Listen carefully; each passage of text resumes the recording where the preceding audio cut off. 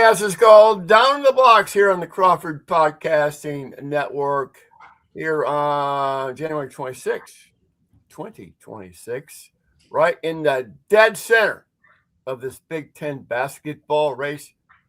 As Dusty May guy said on Saturday afternoon, that when it was? Or Friday night, rather. We have a monster week coming up. A monster week. And that part one of the monster week is tomorrow night against the 20-0 Nebraska Cornhuskers. Basically, the Indiana Hoosiers of college basketball so far. So, see why you and I chatted in our text last night. Hey, you go, we're due for Michigan's due for a complete game. Is it going to happen against this very good ball-sharing, three-point shooting Nebraska Huskers? I mean, it's got to happen against both the teams we play this week. And if it doesn't, we're going to get punched in the mouth by both of them. And I don't know that we can respond. If we don't put together a full game, we're making threes, playing defense, and making free throws. I don't know how we beat either one of these teams. Yeah, free throws. I mean, man. free throws. Free. I mean, God, that's free money. Like, how do you stand there and you miss free throws? Yeah, it doesn't make any sense. Okay, if you're not making the 3-point shots, that happens. That's part of the game. Sometimes the ball just does not go in. I don't care how good of a shooter you are. But free throws, man, come on. And it wasn't just one guy. It wasn't just, Mara's only shooting 41% or whatever, so he's missing his free throws. Like, he hit a couple big ones. The rest of the guys are missing free throws too. Like, come on, y'all, let's go. Yeah. Mark Dodson, we asked Yaks in the post presser in the scrum about, the spacing and the turnovers and all that stuff early on when they looked a little defunct. He said we were too hyped. We're going crazy and Bullshit. So Mark Dodson's telling the Axel Lindenberg bullshit. He said they turn over the ball for 2 years in a row now. You don't think Ohio State was hyped? Look, man. If you look at we I don't know what the fix is. We talked about it before. Them turning the ball over didn't have anything to do with playing Ohio State. They turned it over, and and the thing about their turnovers, they just turn it over like here, and you very casual, very casual. Yep. Unforced. Yep. It's like they never played the game before sometimes. Right. Anyway, they're all bunched together. The spacing on two or three possessions in a row is terrible. Sometimes it's throwing the alley-oop when nobody's there. Okay. You saw something I didn't see, Elliot, or whoever. Anyway, they turn it over, and they turn it over so many different ways. I don't know if there's a name for it. But my sense is definitely against – I haven't watched Nebraska enough to be able to tell how sound they are in terms of just principles, okay? My sense is, given how many games they've won and who they've beaten, is that they are sound. They don't take plays off. Michigan State certainly won't take plays off. So if Michigan decides to go into East Lansing and just recklessly play with the ball. Play cute. Play cute.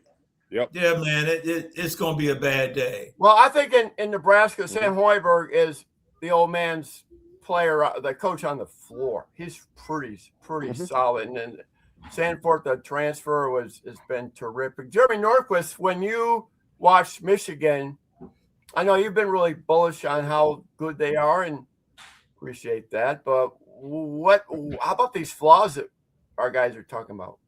I was just thinking about that. I was thinking about that over the last couple of games. If I'm a Michigan fan, and I've been very bullish on Michigan the whole year, you just can't beat everybody with talent.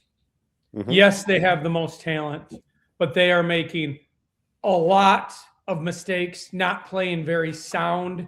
They got a reason for everything. It's like a kid that acts up that the damn kid keeps doing the same thing, and you go, well, we were this. We were that. You know what? You have to stop making the same mistakes. If I'm a Michigan fan right now, before I said, they're walking into the Final Four. They're a team that is going to beat a lot of people on talent, truthfully. But if they don't play, if they let teams stay in the games with them, they could be in trouble. in serious trouble. And Yep. I'm shocked to say this about this Michigan team because at the beginning of the year, they were blowing people out and they looked like world beaters. And then, they had a lull, blah, blah, blah, blah. But letting Ohio State in that game, the whole game was crazy to me. Yeah. I mean, same with Penn State. Go ahead. Yeah. Penn State especially, man. Penn State looked terrible the other day. Yeah, they got and hammered. So if I'm a Michigan fan, if I'm one of these millions of followers watching this thing on the Crawford Podcast Network, I'm thinking to myself, I don't even know if I want to listen to the Crawford Podcast Network anymore because Jeremy's on here talking shit about Michigan. I am talking shit about Michigan right now. I do not right now.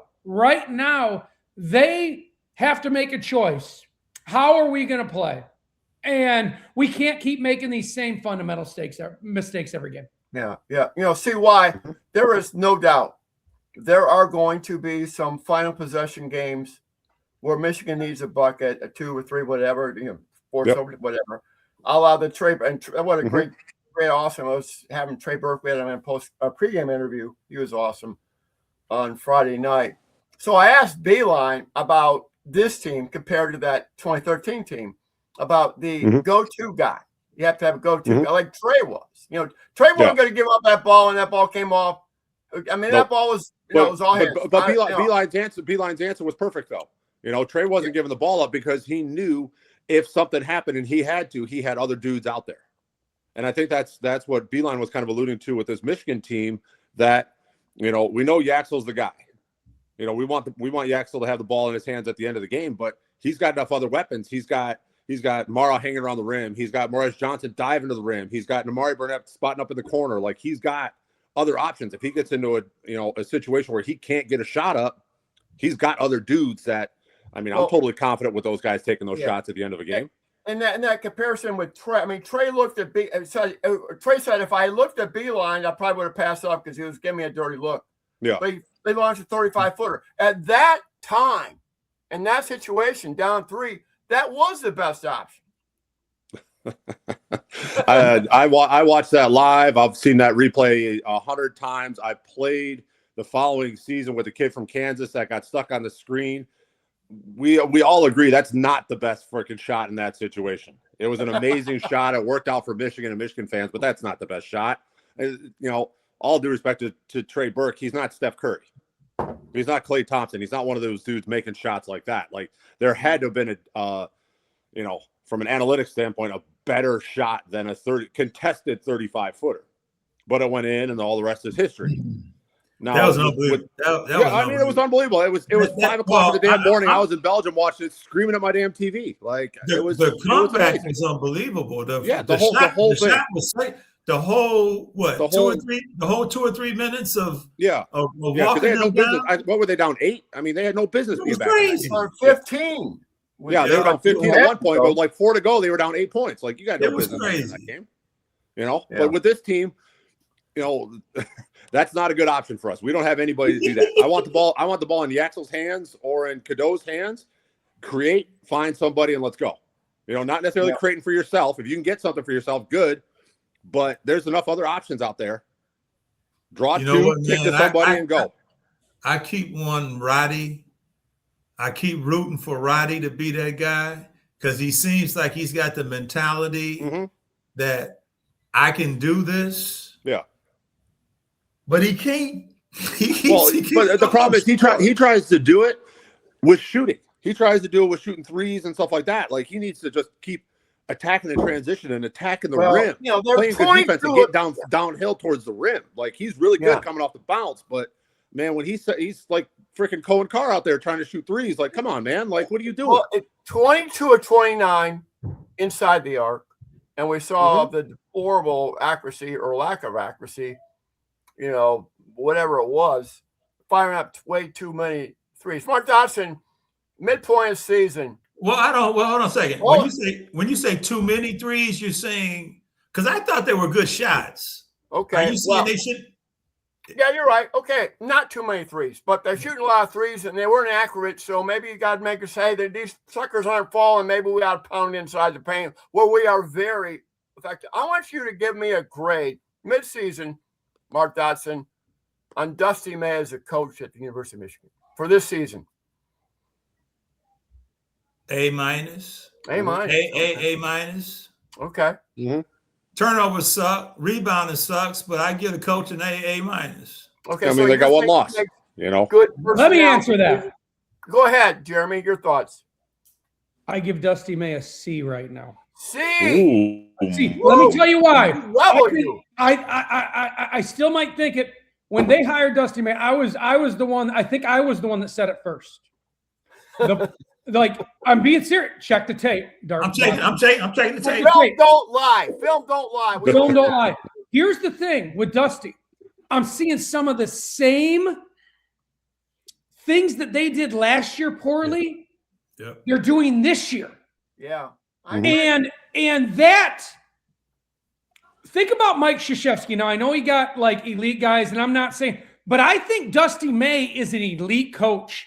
But from one year to another, if you're making the same mistakes with different players, to me, that says more about the coach than it does about the players. He admitted that. He said, we went back. He said that about the turnovers. We went back to last year on turnovers. I mean, he admitted. So I guess the question is. So think about that for a second. Yeah. So really think about that. And I think Dusty May is elite. I really do. But and I know, like Chris said, one loss. Come on. But if you think about it, these little mistakes as we get, in the Big Ten and the tournament, they're going to expose themselves in a big way if they keep making them. That's all I'm saying. Yes, they are. Yeah. Yes, they are. I think, guys, one of the key players on this team is Trey McKinney and his role. I was waiting. Yeah, I mean, his role is hopefully get more expanded minutes that is warranted by more consistent play. Well, I tell you what. But Tom, coming down the stretch, who do you want in the game? Do you want Trey McKinney in the game, or do you want Roddy Gale in the game? Because that's the discussion right there. I would say by talking to the other players, Roddy, because like Yax thinks Roddy walks on water. Yeah, he refers to him all the time. So that's the leader. Yeah, I mean, I of those two, I want Roddy Gale in the game. Ooh. Okay, Trey's a little bit better shooter, but I mean, I want everything else that Roddy Gale can bring to the game. I want someone that's been through the wars and stuff like that, as opposed to a true freshman in there. That yes, he's talented, but he hasn't. All right, it's close. I was just gonna say that. See, if he ends up swapping Trey for Roddy, you need to go back to Jeremy, and I think that grade is gonna drop down to a D. If he does that, what grade you gonna give me if he does that, Jeremy? E. I mean, but I'm not talking deletion. I'm talking minutes, usage of minutes. But that's the thing. Where do the minutes come from? That's what I'm talking about. Like, you drop Roddy Gale's minutes down to give him more to Trey? That's the question. Well, it depends on how they perform. Coming up against Nebraska is going to be this is going to be an incredible amount of litmus test material. Oh yeah, I mean, Saturday morning we will know a lot about this team. We're going to know a lot Wednesday morning. We're going to know a hell of a lot Saturday morning. Well, especially because they're going to play teams that are disciplined. Especially because you're going to be able to see the contrast between how they're playing and how Michigan is often playing, which is sloppy. You got it, Dot. You got it, buddy. That is the fact. Michigan is going into this game. They are more talented than both teams. Probably both teams combined. They are more talented. Ooh, top to bottom. Yep. Top to bottom. But how are they going to play? You go in with more talent, you should win. Well, here's the deal. This is I've watched Michigan State. Keep your friends close, keep your enemies closer. I mean, I literally wrote that creed about Michigan State. I'm obsessed with Michigan State. I don't like Michigan State, but I'm obsessed by them, and I watch every freaking minute they play. Okay, this is to me one of the best teams they've had in a long, long time because their physicality is consistent, and now they're getting great guard play out of Jeremy Fears. And then the two big white guys up front are Cooper and Cole. They're doing great. I mean, I mean, this is a complete team. This will be a daunting task, in my opinion, for Michigan to beat Michigan State. I will be wowed in ecstasy. I don't think it's going to happen. I see like an 8 to 10 point. That sounds kind of nasty.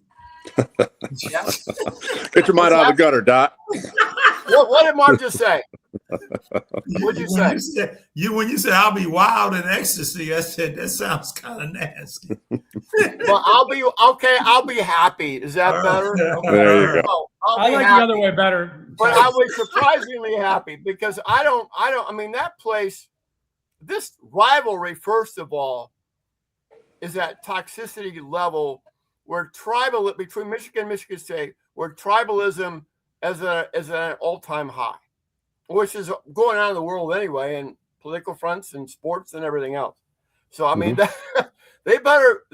Michigan better be ready to be in the most hostile environment Friday night that they've ever been in, and it'll be like PCY and that debacle you had to endure. And I give you a lot of credit being out there and all that wrath in 2000, where they just were foaming at the mouth that they humiliated you with a 51-point loss or whatever it was. Yep, it is what it is, man. Yep. Yeah. So I mean, if they pull this thing off, man, look out, baby.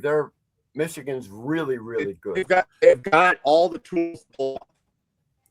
This is one of the few teams that I can honestly say last year.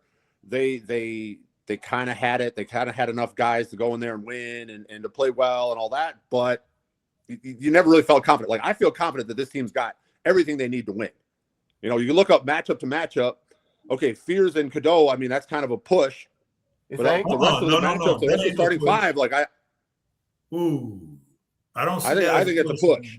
But the rest of our matchups, the starting five, I've got all of our guys better than their starting five.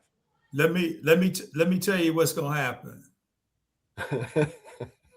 Let me tell you why I don't think it's a push. I think Jeremy can score on Cadeau. I don't think Cadeau can score on Jeremy. I just don't. I think Jeremy's going to stick him. And he's going to be physical as hell with him. He's going to try and punk him. Oh, yeah.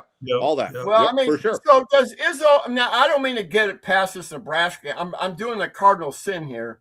That's fine. It's a podcast, man. Shit. Yeah, man. Yeah, we don't have to play tomorrow. Unfortunately, I don't have to play tomorrow night. Yeah, the rules are there's no rules on this podcast. Okay. Yes. But do you think Tom Izzo will do the old Judd Heathcote matchup zone? No. Which no. Kind of just combobulates Michigan a little bit. A little bit, but I don't think so. The man is going to discombobulate Michigan because if you watch Michigan, they give movement by ball passing.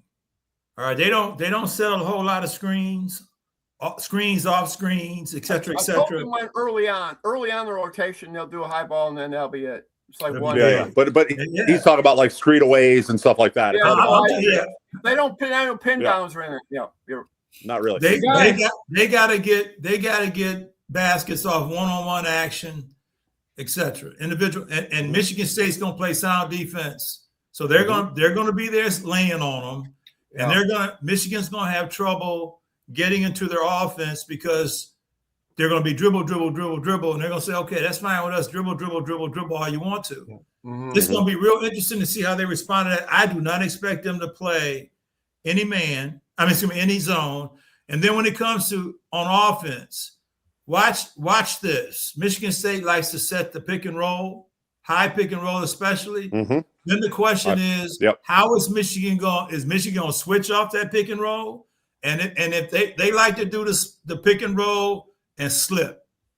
So when you start seeing Fears throwing it up to the basket, that's because he's got his two bigs down there.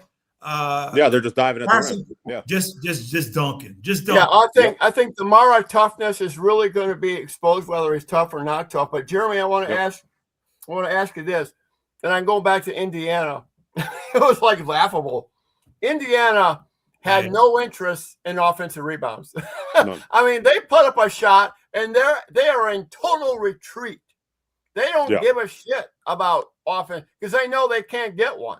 And other teams have done the same thing. Villanova did it notorious. Jeremy, Michigan State, they're going to go for that offensive rebounds. Oh yeah. Don't you think, Jeremy? Oh yeah. Yeah, I mean they're definitely going to pound the glass, but unfortunately, I would say this is the hard thing about college basketball. At Breslin, the saddest thing I'll say is that it always in this game it's dependent how it's called. What referees are on the game. Unfortunately, this guy knows that. CY knows that. 5-on-8, he calls it at the Brez. And I don't, and I've never played like that, like at Breslin in front of 20,000 or something. So but I disagree with CY on the 5-on-8. But the problem is if they let Michigan State put their hands all over Michigan, Michigan is in trouble, and that's the fact. Michigan is more talented. But if and Michigan State is elite defensively. So if they're elite and they let you touch them up the whole game, Michigan's in trouble. Well, we'll see if DJ Carson if he's reffing, then Michigan's out. Well, then that's on Dusty to give him a couple of 1-2s. Yeah, but Michigan that's where you're right and wrong. Like Michigan is not elite defensively, and they've shown that. I agree. But if the game's being called that way and they play very physical, I mean, I would be scared of Michigan because they have the most talent. I mean, you don't think they're good defensively? I mean, no. They're good defensively in spurts. They're good defensively in 2 to 3 minutes. Like, let's jump on them. They're right now, Michigan, on all the metrics, they're in the top 5 categories on all defensive metrics, and the metrics is one thing. It's the eye test that really tells you what's happening. And against Wisconsin, they lost that one. Whatever, they turned on the defense for 2-3 minutes. Yeah, and they went spurts. And the same with Ohio State. They turn it on the and last. That's what they do. They turn it on for 2-3 minutes, and then they turn it off. Yeah. All right, let me spin this. I'm the host. That's what they're going to do tomorrow night, and that's what they're going to do on Friday. Okay. I'm the host, Tom. Who would you rather have, Michigan or Michigan State defensively? Who would I rather have? That's what I'm asking. I didn't think right now, as we stand right now, Michigan State. You stuttering? That's crazy to me that you're stuttering, but you stuttering? No, I mean I'm putting thoughts into it. Man, I just don't jump at it. We're not playing, Jeopardy here. No, I'm not. I think things through. You know what I mean?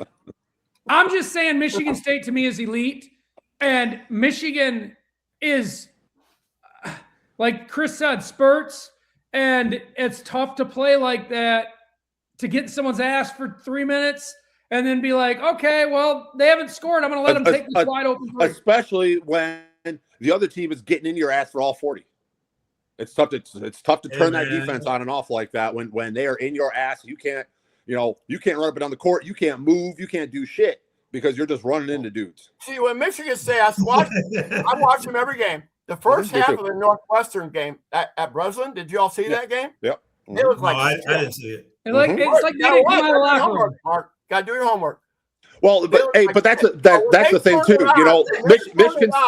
Michigan State is just like everybody else, though. Michigan State game.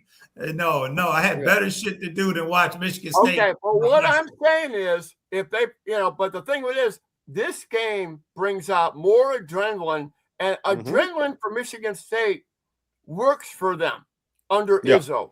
It truly works. It has for 3 decades.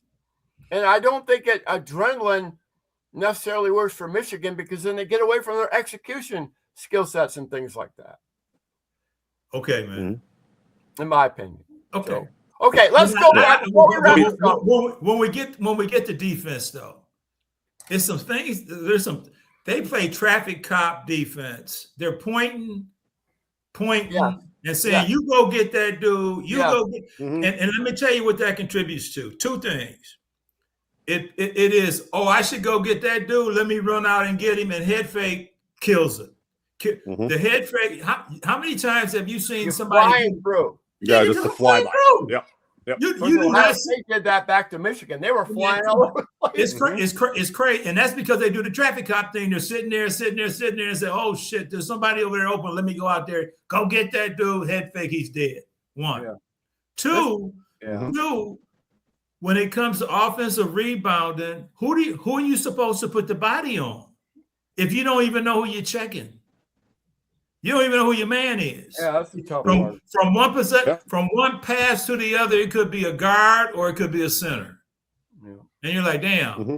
So I think Mark is I think we're going to find out tomorrow night. Not we're going a to find blowout, out. but a 15 to 20 point loss. I'm feeling when we get to that point, and maybe we'll sneak another podcast in before that game. I want to segue quickly though to what's going to happen tomorrow night before we wrap this up. And that's my fault for defaulting too much into the Michigan State game, but it means a lot. But what's going to happen? See, why we'll start with you. What do you think will transpire tomorrow at Chrysler Center against? We're going to find out a lot about what type of Michigan defense they're going to start playing by the under 12 media timeout in the first half. Okay. Michigan hasn't really played. Washington, they're missing a couple dudes. They go out and they beat Oregon. They kind of got in a dogfight with Penn State. Like, these aren't teams that they're excited about playing. These aren't ranked teams that, these are teams they're supposed to win. They're picked by 18 to 22 points to beat them by and all that kind of stuff. Like, they're picked to win by 10.5 tomorrow night against Nebraska. But this is a ranked team. This is an undefeated team. This is a chance for them to show something. So I want to see if that's going to be a translator. Let him finish. We got to get predictions here. So see why finish it up, wrap it up with a prediction. I mean, I want to see them play against a ranked team like they did in Vegas and see what they're capable of doing against a high level team. If they're dialed in on defense, if they're moving the ball on offense, if they're not kicking the damn ball out of bounds. So if they show up the way that they're capable of, the 10, 11 point spread, I don't think is a problem. If they don't, let them hang around. It's a 4-point game. What do you think is going? I want your prediction. What do you think is going to happen tomorrow night? I want a score. Give me a score or a deficit. A score? Or Michigan by whatever. Man, this is the worst. This is the worst answer I've ever heard by CY. 74-65. I got a question. 74-65 Michigan. You think? What did he say? Yep. 74-65. 74-65. Okay, Dot Man, what do you think is going to happen tomorrow night? I think Michigan will win by 2. Ooh, wow. Well, make it 5. Make it 5. But see, I got a better, more substantive question. Yep. What adjustment defensively does Michigan have to make for Nebraska tomorrow? When you said we're going to know how they're going to play by the 12-minute mark, what are you going to be looking for in those first 8 minutes that indicates to you the defensive intensity? The defensive intensity, whether they're boxing out and rebounding, whether they're doing that pre-switch bullshit that they've been doing for a year and a half with Dusty. Well, they're going to do that. Well, but they got away from doing that, and then they kind of got back to doing it depending on who they're playing. He's right. So it's all a matter of how intense they are. Like, they went out and played that kid at Washington. Washington couldn't score except for that kid just pounding the offensive glass. He ended up with 8 offensive rebounds. Like, are they going to allow that with Nebraska, or are they going to be like, look, we're playing this ranked undefeated team. We don't keep these dudes off the boards, we're going to have a problem. Well, let's go hit somebody. We're going to know really, really early in this game what type of team they're going to be. Right. Okay. Does their center? Okay. How are they going to protect the big shooting from outside? What's the remedy for that? What's the response? Will Cheddar. So play more or less. I mean, you got that Rask kid from Nebraska that's a rim protector, but I mean, I don't think Nebraska has the downhill guards that Wisconsin and even Ohio State have. No, I don't think so either. And Hoiberg's really tiny. Like, he's good, he's tough, but he's not. He's not the biggest dude. He's not finishing over Mara. He's not finishing over Johnson. Like, that's just not what he's doing. Right. Right. Okay, Jeremy Norquist, your thoughts, and we'll wrap this, and then we'll. Michigan wins. Michigan wins in a semi shootout, 91-76. 91-76. Woo! Yeah. I think Michigan gets back to their old ways of spreading them out, getting to the bucket. I don't think Nebraska's got an answer for that. And defensively, obviously, Michigan has they got a big back line, but I think they got some deficiencies, so Nebraska will score the ball against them. Okay, I think Michigan will play their most complete game of the year, and they win 80-68, 12-point win. We'll see what happens tomorrow. Yeah. Guys, can be cover the spread.